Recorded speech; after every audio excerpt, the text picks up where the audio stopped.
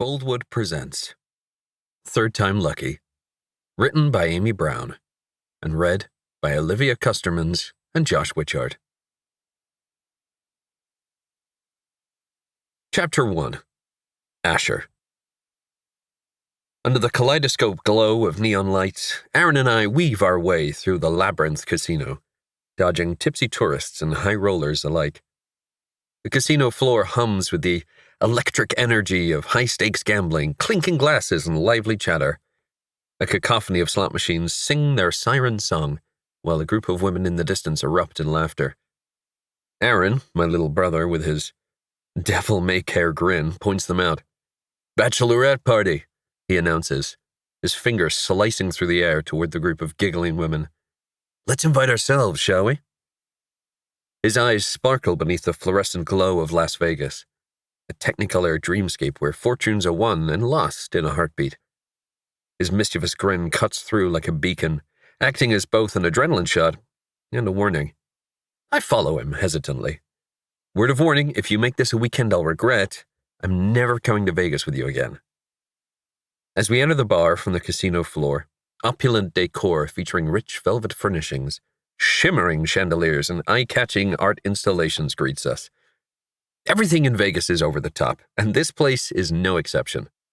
The bar's lighting is dim and sultry, with a mix of luminous accents that reflect the vibrant energy that is Glitter Gulch.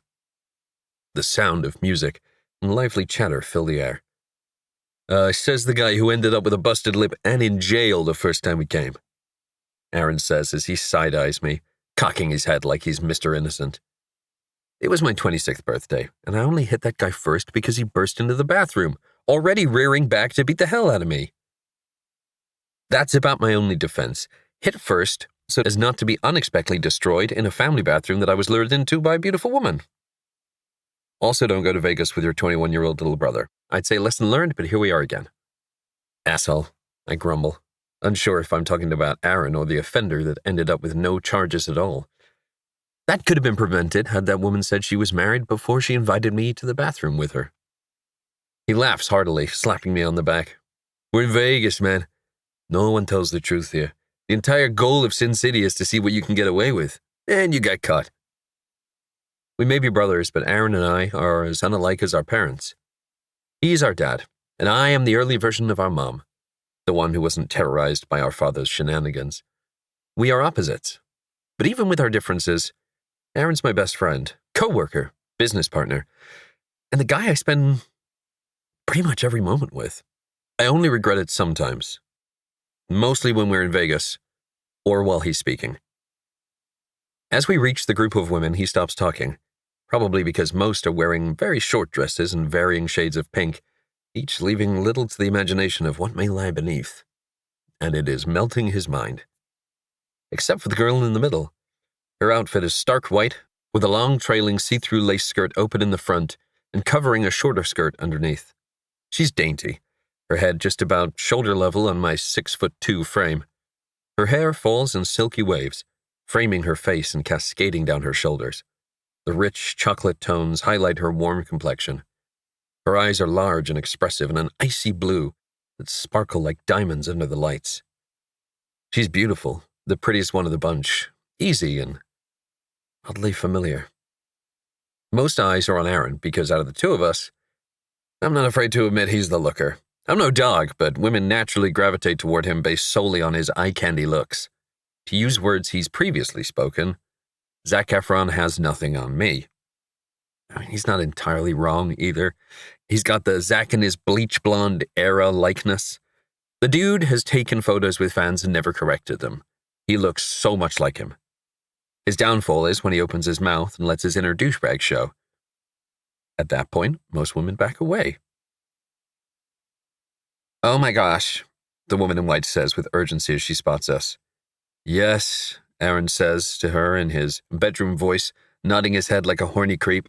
"We are single ladies." The woman furrows her dark eyebrows at his words, then looks back at me, a slightly tipsy smile on her face. She hands 2 shots of tequila, one in each French tip manicured hand, to Aaron, who gladly accepts them. "Ash?" I stop mid-step, intending to leave Aaron to the women and head to the bar for my own drink when my name leaves her lips. I turn back, looking her up and down again. Those blue eyes, her small frame, the smile with one dimple showing in her cheek. Holy shit, I do know this woman! This is Lucy Gray, all grown up. How in the hell did that happen? Asher Wright of Portland, Oregon? She continues, since I'm lost for words, like she's almost sure, but not completely. I have wondered about this woman for years, hoping her life got easier. And here she is getting married. Wow, it must mean she's happy. That's all I ever hoped for. Yeah, Aaron exclaims. Damn, you're good. Do me next, he requests, already having downed both tequila shots, and is now sipping a pretty drink he definitely did not order. Lucy shakes her head, looking at him like he's lost his ever-loving mind. Her gaze moves back to me, and the beauty gives me a familiar smile. Lucy Gray, she says, planting a hand on her chest, only directing attention to her low-cut dress, which Aaron has certainly noticed. Don't tell me you forgot I existed, she teases. Even cleavage can't distract from what's going through my head right now. Forgetting this woman exists would be impossible. We've got history, some good, some absolutely terrible, most of it unforgettable. We may have lost touch after high school, as people do, but because of what we went through, I've never quit thinking about her, worrying about her. I just never thought I'd see her again. Lucy dated my best friend Kris when we were in high school. We did some double dating, caused some chaos, drank underage, snuck out of our houses to wander the city. But hell, this? Never. In a million years did I expect her to turn into this. Luce? She nods. What are the chances? She asks, wrapping her arms around my neck. Without hesitation, I hug her, lifting her off her feet and holding her tight. Every memory I've ever had with this girl comes racing back. How are you? She asks as I set her back on her feet. I mumble, stepping away from her and shoving my hands in my pockets. She's caught me on one of those self-deprecating days where I've convinced myself my best days are over. Turning 30 tomorrow, so... He's depressed, Aaron speaks for me, frowning dramatically and then tapping the side of his left eye like he's pointing out a tear. And he's douchey, I say, shoving him an arm's length away from me. 30, flirty, and thriving, that's how you say it, Lucy remarks, lifting me up instead of beating me down. You're in your best years. I chuckle at her positivity, says the 29-year-old bride-to-be standing before me. I comment, looking her up and down. Looks like you're in your best years for sure. I had no idea you were getting married. Congratulations! When's the big day? Tomorrow, our Lucy becomes Mrs. Cruzy.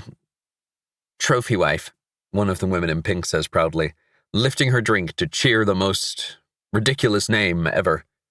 Lucy Cruzy? I ask, thankful Aaron is preoccupied with someone else.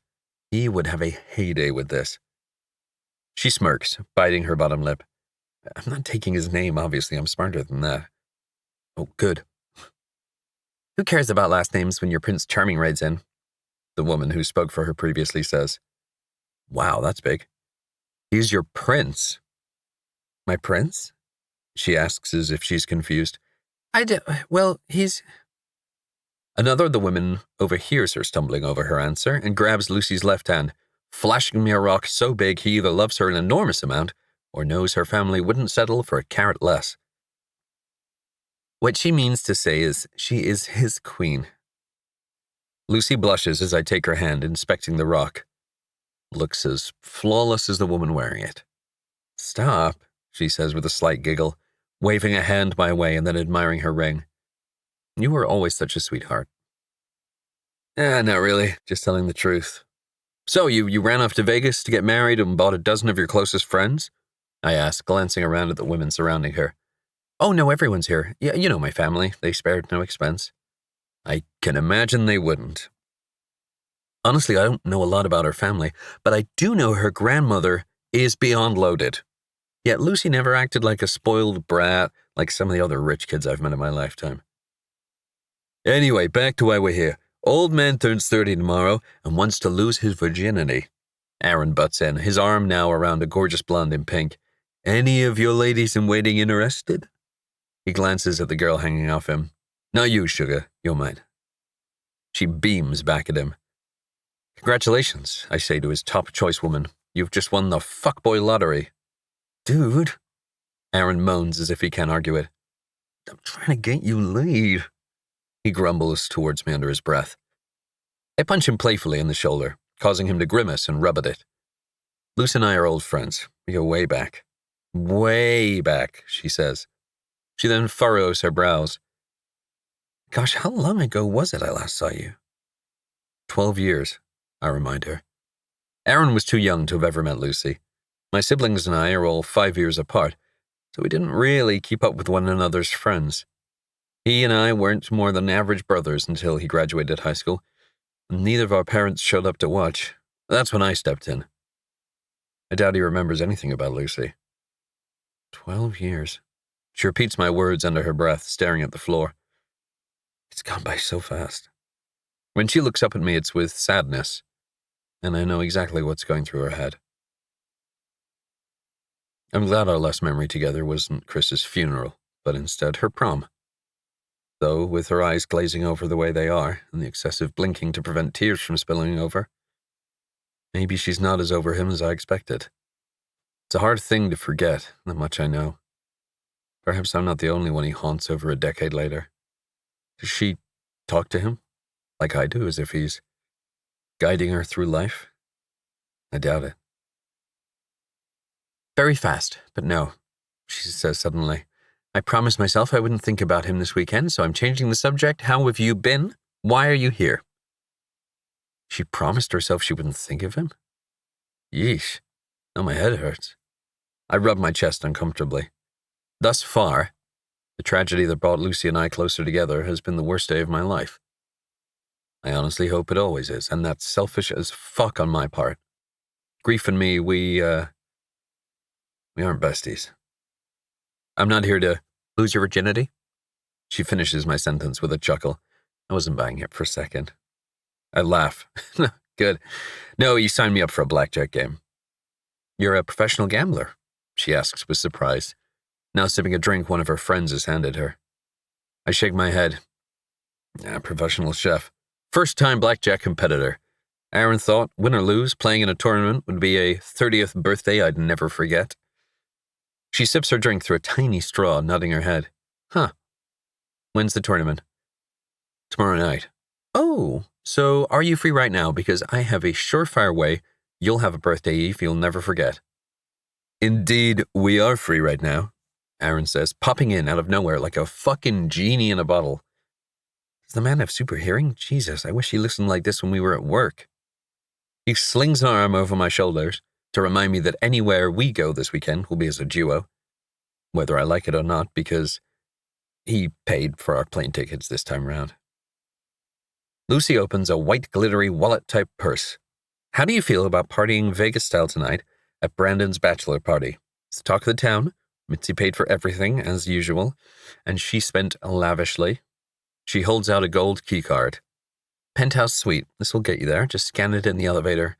And you should come to the wedding tomorrow. It's been so long, I'd love to have you there. How do I feel about watching this woman get married on my birthday, after sitting graveside next to her, after losing our best friend, and being so severely heartbroken? What if Kris was meant to be standing at the end of that aisle, and our stupidity fucked up her whole life? I can't watch that. We'll be there, Aaron says, happily taking the keycard from her. My God, why didn't I see that coming? Well, then there you have it. I guess we'll be there, I say, slightly unsure. She hugs me again. Oh, it's seriously so good to see you. I'll find you tomorrow after the wedding and we'll catch up. All right, I say, a little stunned for words. I look forward to it. What are the odds I'd see someone from Portland in Vegas and have a history with her? About as high as me winning this blackjack tournament tomorrow. Come on, Aaron says, grabbing me by the bicep and practically dragging me from the bar. Can't believe you knew someone who could get us into a penthouse party. Damn, bro, you got connections. He slaps me on the back as we enter the elevator and kisses the keycard like it's real gold before swiping it across the reader. The doors close, and our destination flashes in lights on the screen above the doorframe. Nobu Penthouse. My emotions are sword fighting within. Listen, I don't know if this is a great idea, I say as we ride upward.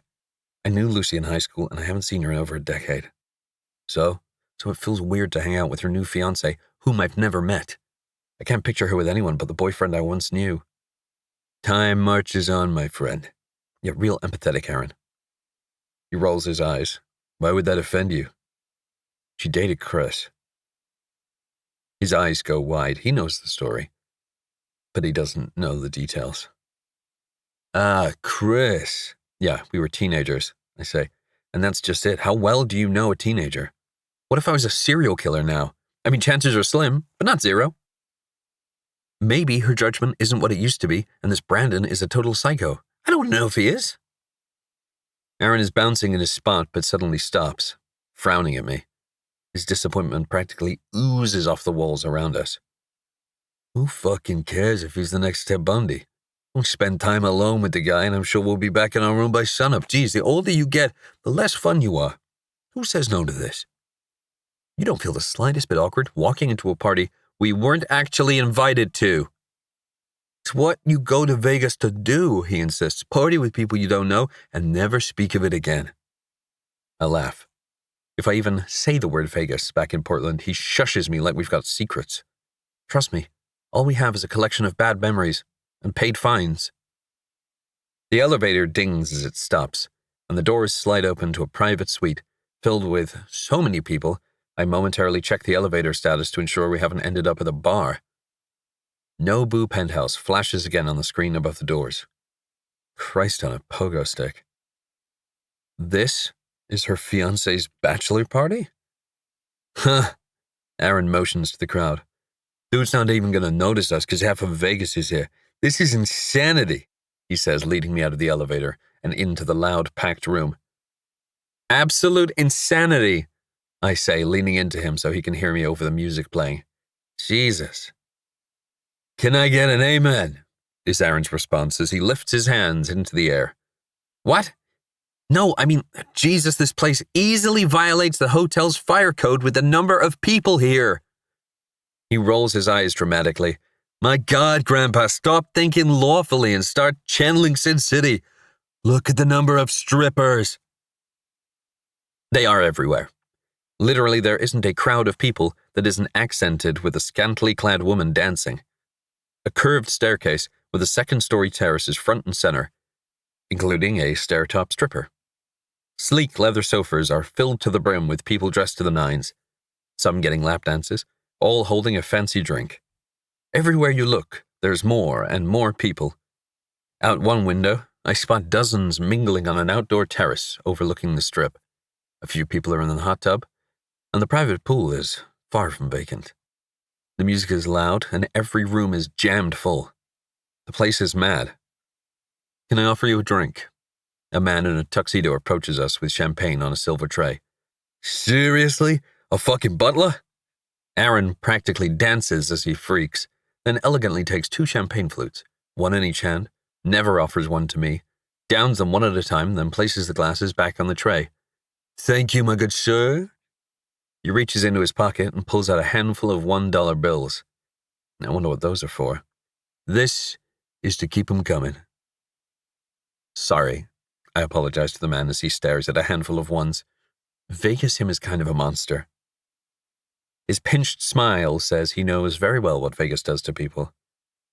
Word of advice, Aaron says as we approach a loud bar. Put that Lucy Lou girl on speed dial right now. I don't have her number, I say, ordering a Jack and Coke.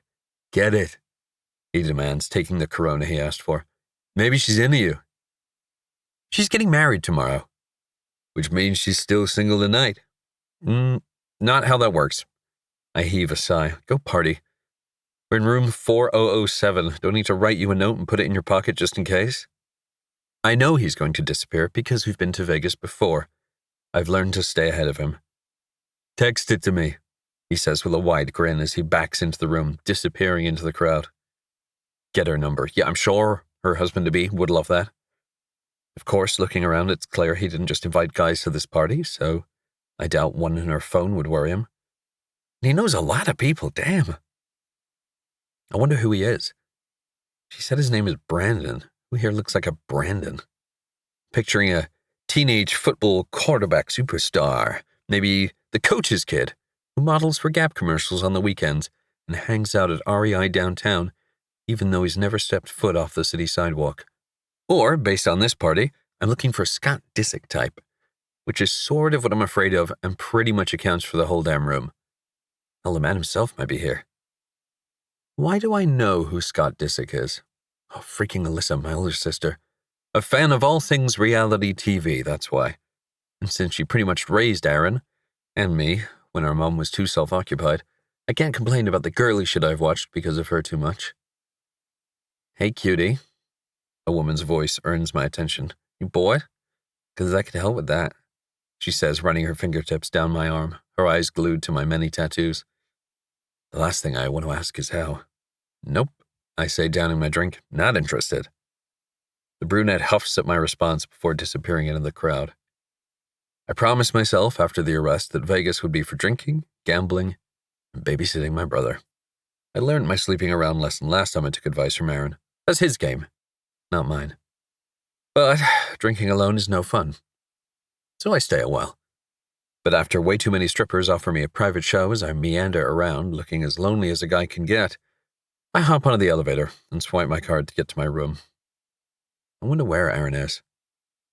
Actually, I probably don't want to know. I searched my pockets for my phone, but I left it in my jacket, which is on a table in the penthouse. Shit. I jab the doors open and emerge at the party once again. I guess I don't understand why you're getting married if this is your hobby. A woman's voice catches my attention as I stroll into the suite. Well, this sounds interesting. What kind of hobby is she referring to? She's paid her dues, honey. She earned it, but that doesn't mean the fun is over, a man says, his hands all over the very scantily clad young woman, the same woman who offered me a way out of boredom earlier. It doesn't? There it is, my jacket. I grab it from the table, slide it on, and pull my phone out to text Aaron before he ends up in the lost and found. Asher. Sleep? Room 4007. If I know Aaron, he'll mistake that as sleep with, and he'll be back before midnight if he's not successful at bagging a secret. I can't get emotionally involved, but I can spend my money any way I like. Which is why I charge you double, the woman says with a snicker. Charge what to who now? I glance back to look at this dude. Designer suit. Gel. Possibly an hour of skincare before bed every night. Come on, honey. Time to pay the piper. Ugh, man to man, this one's a douche. I act as if I'm just checking out the suite, but when I turn to where this couple is chatting, I notice her hand on his package, and much to my dismay, what I'm seeing is not an optical illusion. He's beyond into her. Oh, Brandon, she says with a giggle, allowing him to lead her into one of the bedrooms, closing the door behind them. Brandon? Holy shit, is this Lucy's Brandon? Oh, please God, no. Luckily, the door didn't catch, and when I lay my hand on it, it pops open just enough for me to be a total perv and peek in. Please don't get caught. Please don't get caught. Oh, I step back. I didn't realize that position could happen so quickly, and aggressively. My God, this cannot be the Brandon Lucy. Sweet little Lucy Gray is marrying. Breathe. Ash. I pace the hallway like I'm waiting on the bathroom. Man, I hope there's a bathroom over here, otherwise this looks so sus. What do? I guess I should find out if it's him, for sure. But if it is, how can I prove it? Only one thing pops into my head, and I don't like it one bit. Videos don't lie. But do I want this video on my phone? For Lucy. Ash, you have to do this for Lucy. Carefully, while glancing around with worry, I hit record on my phone and slip it through the crack. I only look long enough to make sure he's on screen, then look away, pretending everything is normal. But honestly, I might be in over my head here. This could land me in jail. If I'm not careful, I'll soon be on a first-name basis with the Vegas PD. Sexy Lexi, you're hot as fuck. Brandon growls the words, making me look at my phone with sheer disgust. He slides a hand into her hair at the back of her head. Can I hire you to give my Lucy girl some tips? I gasp. No fucking way. The words alone are offensive and disgusting, but the worst part is the creepy chuckle afterward that says he's not kidding. I pull my phone from the door and hit stop, swiping out of the camera and heading straight for the elevator. Lucy cannot marry this asshole. Chapter 2. Asher. What a fucking tool! How did Lucy even meet this Brandon? What does she really know about him? Clearly not this. I hope. I lie in bed, alone in the dark hotel room, staring at the ceiling. My head is churning with a jumble of bullshit, all the times I've been cheated on. By almost every single girlfriend, for the record. Broken hearts, and what would Kris want me to do? You just had to go and die, didn't you? I snapped the words out angrily into the empty room. You realize if you hadn't wrecked, or if we didn't drink, or if I had missed the corner instead, it could be you waiting for Lucy at the end of that aisle tomorrow. What if that was supposed to happen, and I fucked up the timeline with a terrible idea? I groan. Stop thinking about it, Ash. This never leads anywhere good. I squeeze my eyes closed. Oh, please fall asleep. Like right now. The room is quiet, besides the random drunk giggle as someone walks past. Yet my mind is loud and filled with flashing lights, horror, and Lucy's face as I told her what happened after EMTs declared Kris deceased on arrival. Her house was the first place I went after the police were done questioning me. Needless to say, she was devastated, and I was crushed, almost beyond words. It took me 10 minutes of her panicking before I could actually explain what had happened. I still feel bad about that. She still thinks about you, I say, unable to rid the situation from my head. Considering it feels like you're always sitting on my shoulder, I'm sure you heard that. She misses you the day before she marries someone else. That's fucking heartbreaking, man. Now she's ended up with some cheating asswagon and I get to be the one to break her heart. Again. Only silence fills the room, obviously, considering I'm the only one here. And for that I am thankful. I've never told Aaron details about this part of my life. He only knows what our parents told him, and we've never spoken of it. In fact, I've never told anyone willingly. The pain is too deep, rooted right through my heart and soul, and at times, even now, it tears me up. We were 18. After a few more sips from my dad's bourbon bottle than was smart, we decided to go race around the city in our souped-up cars, BMWs. We worked our asses off through high school to buy them. His was cherry red. Mine was white. At every red light, we pretend we were race car drivers and burn out, attempting to beat the other to the next light. On a slightly damp evening, we took our shenanigans just outside the city to the curvy roads of the West Hills. As we raced the roads, taking curves like we were in that movie, The Fast and the Furious, we were having a blast, and everything was going great. Until it wasn't. Unexpectedly, I witnessed Kris miss a corner and go headfirst into the most enormous tree I've ever seen at probably 80 miles an hour. He didn't stand a chance. I nearly skidded off the road as I screeched to a halt about 100 yards past him. I still don't know how I had the brain power to get the car into park. I was so frantic, but somehow I did. While parked in the middle of the road late at night, my car engine still running without me in it, I ran to where he was, but there was nothing I could do. Kris was gone, and all I got was a core memory that changed me forever. Why did I live just to be the one who has to break her heart repeatedly? The words "save her" echo in my mind with haunting clarity, sending chills down my spine. I sigh, running my hands through my hair as the weight of the situation settles in. She's gonna hate me if I do that, you know. What am I doing? Having a conversation with a fucking ghost? How much did I drink tonight? I've had enough of this shit. How do you tell someone this? I'm sorry, your husband-to-be is upstairs boning what I suspect to be a prostitute. I mean, no judgment. Everything's legal in Vegas, and people gotta make a living. The fault is not hers. She's just doing her job. Or from what I saw, a job. And charging the guy double. That part makes me laugh. And that fucking Brandon deserves to have his ass kicked 1,000,000 times over. And considering I don't want to go to jail again, words seem more efficient. Maybe I should just go to her room and tell her.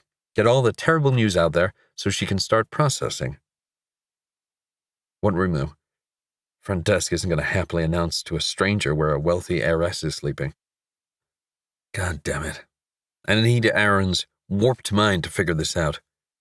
He might be a bit over the top and misdirected, but I know he's always got my back. Despite the shock of his actions and words at the time, I trust he'll have a perspective on this that may trigger a solution. I hope. I barely slept, knowing what I know, not to mention seeing what I saw. I actually Googled how to get an image out of your head, and apparently, I am fucked. Short of a lobotomy or brainwashing, I'll be seeing that image in my mind's eye for the rest of my life. Lucky me. Finally, I gave up sleeping.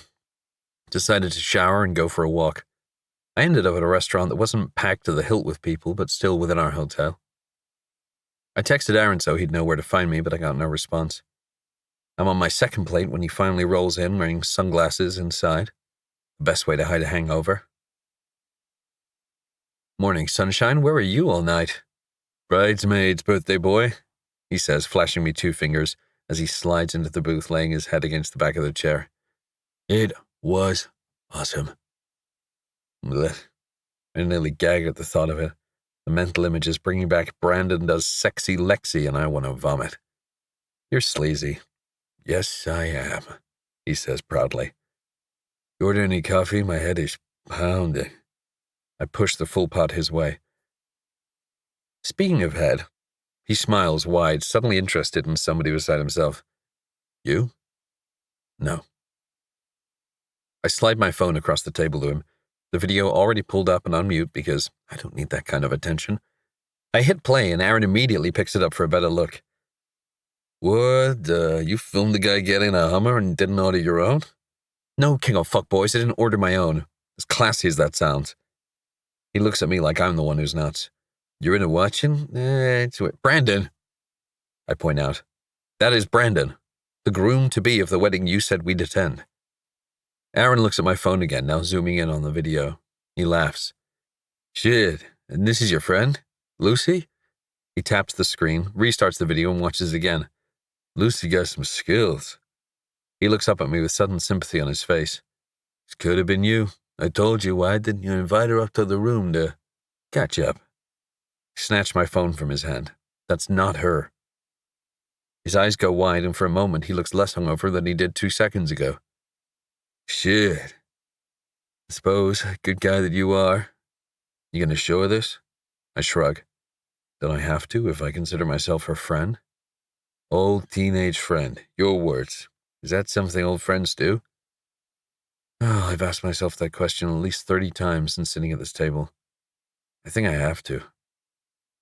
He sighs heavily, running both hands through his hair. Can you do it without ruining what may well be the love of my life with her maid of honor, Maddie? You slept with her maid of honor? Yeah, guilty, he says with a not-so-sheepish shrug. Wait, I thought there were 2 women. He laughs, pouring coffee from the pot into one of the mugs on the table. One maid of honor, one bridesmaid. Bridesmaid's got a boyfriend back home, so she wasn't as into me as she was Maddie, which I was totally cool with because those girls together were... Jesus. He lifts a hand like he's praising God. That Maddie, whew, she did this thing with her tongue. I hold up a hand. Do not utter another word of that story. He smirks. Jealous much? Of the fact that we'll need to stop by the Planned Parenthood before we leave here to get you tested for bugs? No. I roll my eyes. Maddie's not the love of your life. You don't know, he says defensively, stealing a slice of bacon from my plate. I know you said the same thing last month about Osara, and that didn't exactly pan out, did it? He smirks. Then shrugs, as if he doesn't understand how women don't love him the morning after, even though they are drawn to him at first sight. But I know he knows, and I can't wait for the day some girl ropes that asshole's heart in a way that he can't escape, and I get to watch him writhe for his life before falling hopelessly in love with someone and promising to sleep only with her for eternity. Though I'll never tell him that. How in the hell do I tell her this? Aaron groans, running a hand over his head. Why you gotta tell her at all? She's not your girlfriend. You didn't cheat. This might surprise you, but because I'm not an asshole. Oh yeah, He rolls his eyes. Almost forgot you're the goody two-shoes in the relationship. Someone's got to keep you alive. And even though I hardly ever say it, I do appreciate that. What question? What if she thinks you're full of shit? In that case, I show her the video. His eyes go wide. Amateur porn produced by the groom himself. What every bride dreams of seeing the morning of her wedding. Why don't you use that twisted mind of yours to figure out how we get in to see her so I can ruin her day before she says I do? I'll think of what to say while we look for her, I suggest, standing from the booth. Aaron grabs the rest of the bacon from my plate, following behind me as we head towards the hotel's lobby. I'd just say it. Your husband-to-be, blowjob Brandon, has a tab with a girl from the red light district. Less hurtful. Okay, how about, your fiancé has a wandering penis, and I've got proof. The words wandering penis aren't leaving my lips. Lame. But I think I got an idea, he says, grabbing a huge bouquet of flowers from a vase and shaking the water from the stems onto the carpet. We're now flower delivery guys. Vagabond Brandon is about to be outed. Play along. Good morning, sir. The dark-haired, middle-aged woman at the front desk greets Aaron as we approach. How can I help? I've got flowers for the Lucy... He glances at me, eyes wide. Gray, I say under my breath. The Lucy Gray wedding. He finishes his sentence. She motions toward a sign off to the left of the desk. Gray, Cruzy, wedding. I beeline that way, walking past the next sign pointing into a large ballroom where a woman in a black tuxedo stands outside the door with a tray of champagne flutes. Instead of going in there, I follow a man with a camera who appears to be on a mission. I bet money this photographer is headed toward the bridal suite. Smart, Aaron says, now at my side, downing a glass of champagne. He tosses the glass in a garbage can on the way. Are you even a hint sober? A hint? Yeah, but that's about it, he confirms. God, those flowers look like they belong in a Vegas-themed funeral. Isn't that what this is about to become? He asks sarcastically. Photographer dude lingers near a potted palm tree across the hall from a door labeled Bridal Party. This must be the place. I inhale deeply, then knock. I've only been this nervous a couple of times around this woman. God, I hope she's not completely ready already. Aaron steps up next to me, the flowers covering his face. This could go tits up quickly. I'm very aware. The door swings open suddenly, and a tall, slender woman stares us down. Can I help you? I'm looking for Lucy Gray, flower delivery, I say, motioning Aaron's way. Her gaze moves to the flowers, and she lifts a curious eyebrow. Lucy? The woman pulls the door open all the way, and at the far side of the room, standing in front of a mirror, is Lucy. Our eyes lock through the reflection. Her sparkling white gown glitters when she turns my way. Ah, shit. Ash? I stand, silent, my mind wiped clean at the sight of her. Earth to ash, Aaron groans under his breath. Say Brandon is a Jezebel, and you're too good for him. From behind the flowers, he mutters a sentence he thinks will fix all, jabbing me in the ribs with his elbow as I realize I'm staring, with my jaw hanging open, like a goddamn cartoon character. My gaze on Lucy. Wow. I stutter. You look beautiful. Pink fills her cheeks as she smiles softly, running her hands down her sides and admiring her dress. Thanks, though I do believe it's bad luck to see a bride before the wedding. Finally, Aaron lowers the bouquet and shakes his head. Only if you're marrying him. He throws a thumb in my direction. Since when is he an expert in wedding traditions? How do you know that? He smirks. You may not realize this, but I'm a very romantic man, he insists, winking toward a woman standing near Lucy. Deep down. Very deep. The man just used two of her friends. There was obviously a bone in his body, but it's not the romantic type. I glance back at Lucy, who also doesn't look convinced. I'm sure by now she's heard the story. Didn't, Aaron clears his throat, looking at me. Have something you needed to say? All eyes snap my way. Yeah, I say with a nod. I swear she's somehow staring into my soul. She looks so beautiful, and I haven't seen her for 12 years. Why am I about to ruin this woman's life? Congratulations again, I say, the words tumbling out of my mouth unexpectedly. You look even prettier than you did at the prom. Her smile is bright. Thank you, and today's the dreaded day, right? 30. I nod. She remembered, even though she must be preoccupied with wedding things. Happy birthday, she says. I'm sure both our days will be amazing. But her face doesn't match her words. Sure, I haven't seen this girl in 12 years, but I once knew her well enough to see when there was doubt all over her. So I'm not convinced she thinks today will be amazing. Silence hangs between us like a heavy, invisible cloak, weighing down our conversation with unspoken tension and repressed memories. This is the exact, confused, worried look she gave me the night Kris died as she waited for me to find the courage to speak. Okay, that's all we have time for, the tall woman who answered the door says, cutting me off while taking the bouquet from Aaron. Furrowing her brow when she realizes the stems are all wet. Thanks for stopping by, but we're on a tight timeline. We appreciate the sentiment. With that, she closes the door in our face. Aaron and I both stare at the door silently for a second before he starts to laugh. Dude, smooth as butter. Shut up. I run a hand through my hair. The dress, the sparkles, seeing her again, the words I have to, it all distracted me. Don't worry, I'm sure she'll catch him with some other woman on their honeymoon, and then your part in this is all over. You won't have to be the bad guy, because men like that always get caught. You realize you're talking about men like you, right? No way. I'm no cheater. I just sleep around. There's a difference. I shake my head. Yeah, I'll give you that. But no, I've walked in on exactly what I saw last night in my own bedroom. I know how that feels, and I do not want her feeling that. I have to tell her, before she says I do. We can't get in, she's got security, he reminds me, motioning behind us where the room is. I've got to find a way, I say as we walk away, running my hands over my head and clasping my fingers behind my neck. Jesus, on a fucking pogo stick. I'd rather deter a ship full of shrimp. And you hate shrimp. Exactly. Well, if you've got to do it, there's only one thing that'll make it easier. Booze.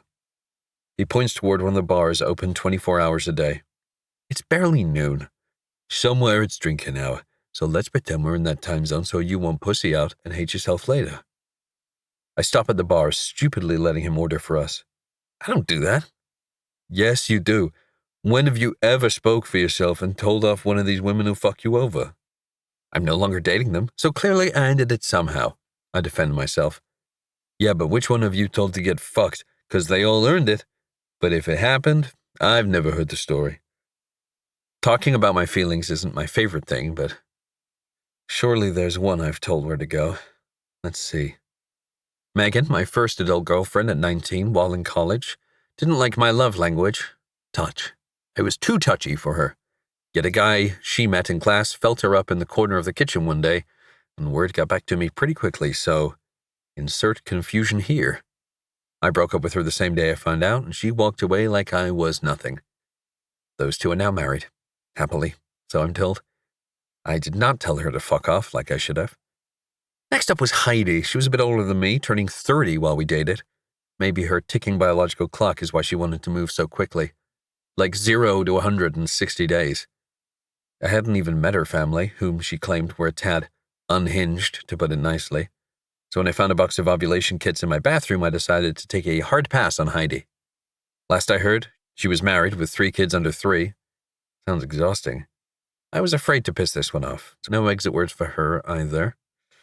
Geneva, aka Jen, is up next. Aaron set me up with her, which I should have known would lead to a terrible ending. But she seemed into me, and I was beyond into her. She was gorgeous and interesting, but she liked to disappear on me a few days a week. Took me a couple of weeks to find out she was busy because she was keeping up with 6 boyfriends dispersed across the city. That was fun to find out when I ran into her and one of them downtown, hand in hand. Hard to deny there's nothing going on when you're clinging to one another like you're in a windstorm. Yet again, I was nobody special in her life, but rather one in a long line of men attempting to woo the girl as she built herself a secret harem.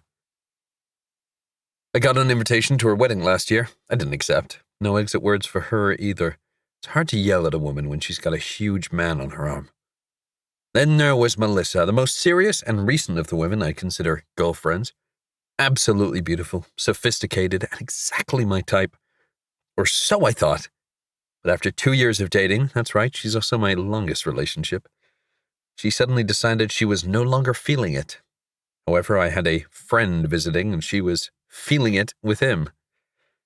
When I walked in on them in my bed, she was cold as ice. You'd have thought I was the landlord there to ask for her late rent. Her exact words were, "I told you I wasn't feeling it anymore. Staying with you feels like tossing a golden ticket into a fire just to admire the sparks. With Justin, he starts the fire." Jesus, Justin. So another one bit the dust, and they left my apartment together, him still buttoning his pants. I was once again wordless. I'm not sure of her relationship status now, nor do I care. So to sum it up, cheated, tried to knock me up, cheated. That's my serious dating history in a nutshell, and Aaron's right, I didn't say what any of them deserved to hear. And that's why I have to tell Lucy about Brandon. I know the feeling of being betrayed too well. I don't want her to feel like a fool after making their relationship legal. Fine, you're right. I didn't tell even one of those women off because I hate confrontation, so sue me. I'm a nice guy. It's okay that you're soft inside, Aaron says gently, leaning in closer. Now, this isn't exactly a manly thing to do, but we're brothers, and we're in Vegas where anything goes. So if you need me to hold your hand while you man up and grow a set so you can save this girl from a nasty future divorce, I'll do it, he says, grasping my hand and holding it tightly. I pulled my hand from his. How about you just have my back in case it all goes wrong? What could possibly go wrong? He says with a laugh. I know he's being sarcastic, but he's also buzzed, so I feel like I need to prep him for what could be. I imagine the groom's going to be pissed at what she's watching if I've got to break out the video. Aaron nods. Agreed, we may risk a fight, but 2 against 1. We could take him. I've hit one person in my life, and that's plenty. We're not fighting anyone. Should things implode, we run. Run? Aaron's jaw drops. Like a couple of pussies. Exactly like that. You saw that party last night. It appears everyone in Vegas knows this couple, and it would not be 2 against 1. What about your phone? If you hand it to her to watch the video and we run, you lose it. I shrug. I'm due for an upgrade. No big deal. He shakes his head as if he's disappointed that he even knows me. You don't have to do this, you know. We could just disappear into the crowd and go on with our lives. Sorry, I can't. She deserves to know. He groans. Man, I don't even know how you still believe in love. Everyone believes in love, and if they pretend they don't, they're just afraid to admit it. I side-eye him, but he's shaking his head. Maybe she already knows about his shenanigans and gives no fucks. I shake my head. Not the girl I knew. All right then, maybe she's only looking for a first marriage in the guy. I mean, considering what I saw when I met her and then walked into the bachelor party, it's going to be one hell of a first marriage. No, she's not like that. This girl has already had her heart ripped from her chest in the worst way possible. I can't let her marry some cheating douche. He sighs heavily, dropping his shoulders with defeat. Right, the dead guy, he says with a roll of his eyes as he sips his drink. All right then. Drink up, because there's only one place left to do this. I drop my head as I sit at the bar next to him. Let's blow off this girl's wedding, he says, lifting a fist and splaying out his fingers as if a bomb exploding. Not the option I was hoping for, but here we are. Fuck. This may well be a birthday I'll never forget. This could also be my second official arrest in this godforsaken city. Chapter 3. Lucy. Where are my flowers? Maddie snaps, inspecting the bouquet. I slept with one of them. Wait a second. Is it just me, or do these look oddly similar to the flowers in the lobby? We're in an ornate room in Caesar's Palace, packed to the brim with bags, clothing, shoes, makeup, hair supplies, food, and dozens of people helping get me and my bridal party ready for this blessed event. I haven't had a moment of silence since I woke up, and it's all to celebrate me. Well, my wedding. Our wedding. I glance at the bouquet. I suppose they do seem last minute at best, but the gesture was still sweet. Odd and unexpected, but sweet. For some reason, my breathing was difficult as we stood in silence, waiting for Asher to speak. But he's probably just stunned to see me. just like I am him. It's been so long and I'm suddenly getting married. Last he saw me, I was in love with his best friend, the boy who taught me what love was. Kris. Jeesh, there he is again, in my head, with my heart lassoed to him. Why is he suddenly haunting me like this? I was so over him. Relax, Lucy. Today is a good day. Some might even say the best day of their life. I wonder if they make that call before or after they say I do. I guess I'm about to find out. They are familiar, dear, my grandmother Mitzi says, now standing beside Maddie as they inspect the bouquet. And wet. You guys, it's the thought that counts, right? It's not like he knew I'd be here getting married this weekend, so he pre-bought flowers. He's just trying to be a nice guy. That's all. I'm 1,000% certain I'm right about this. Yet I can't help but wonder how this happened. How strange it is that we'd run into one another the day before my wedding. In a city neither of us live in. After 12 years. And why do I feel like he had more to say earlier than the words that left his lips? It's not just randomly running into him that's weird either. Just last week, during a pre-wedding meltdown that Maddie titled Cold Feet Week, I thought of Ash. Not directly or intentionally, but while I packed up my apartment in preparation for moving in with Brandon, I came across my childhood bedroom boxes. When I got to the one labeled Kris and Lucy Forever, I cried all the tears, told Maddie parts of the story as I drank a lot of wine, and wondered why people think it's better to have loved and lost than to never have loved at all. Because looking back, that is certainly not how I felt in that moment. It still hurts 12 years later, and if I were to let it, like I did last week, it would consume me and my anxiety would swirl through my soul like thick smoke and convince me that I am meant to be alone.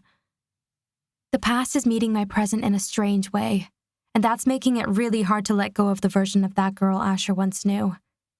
She no longer exists, and it's too hard to remember her anymore. I have a new life, a new man, and I love nearly every second of it. But after seeing Ash, I'm panicking that perhaps I didn't pack away that girl and her demons as securely as I thought I had. A sudden knock at the bridal suite door stops my heart. Did he come back? "Ah, look at you," he says as he walks in with his gaze on me. "I always knew you'd be a beautiful bride. But this beautiful, I didn't expect that," my father gushes as he inspects me. "You're getting married today, sweetie." "I'm getting married today," I repeat nervously. Here I am, promising one man that I'll love him for as long as I stay alive, till death do us part. Never expected to have already experienced that at 29. "Seems like just yesterday you were 8 years old marrying off your Barbies. I can hardly believe today is the day," he says, kissing me gently on the forehead. "Me either." My voice shakes. With a simple glance of concern, Dad takes my hand in his and squeezes them tightly. "Take a breath, honey," he says, sensing the tidal wave of fears. "You love Brandon, and he loves you. It's fate."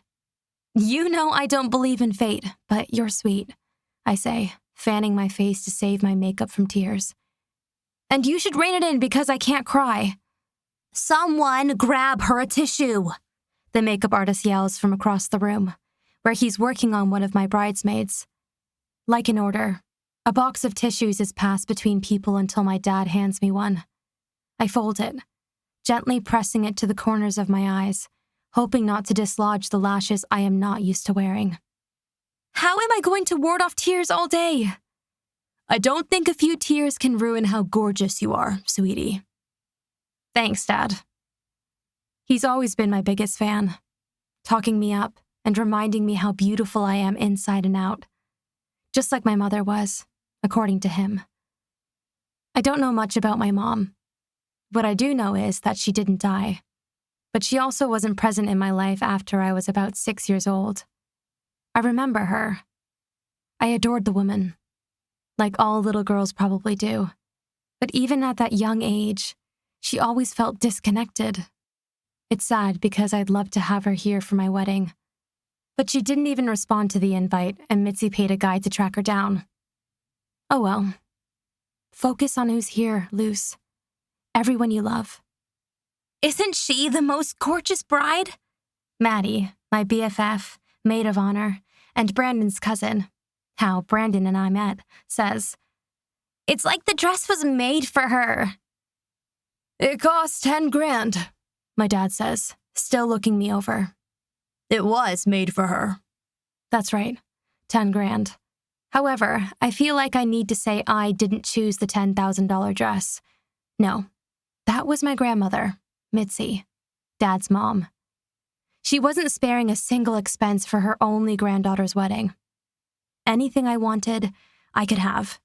So frugal me picked a dress in the clearance rack for $1,800, and Mitzi, that's what she always insisted I call her, she's no one's grandma, wasn't having it. She thought I deserved designer chic. "She's never been prettier," Mitzi says, admiring my gown, covered in Swarovski crystals that sparkle with each movement I make. The straight neckline mermaid gown with sheer corset bodice, dramatic tulle skirt, and matching arm cuffs does look beautiful, both on and off. I've been dreaming of it since we finalized its creation, and today,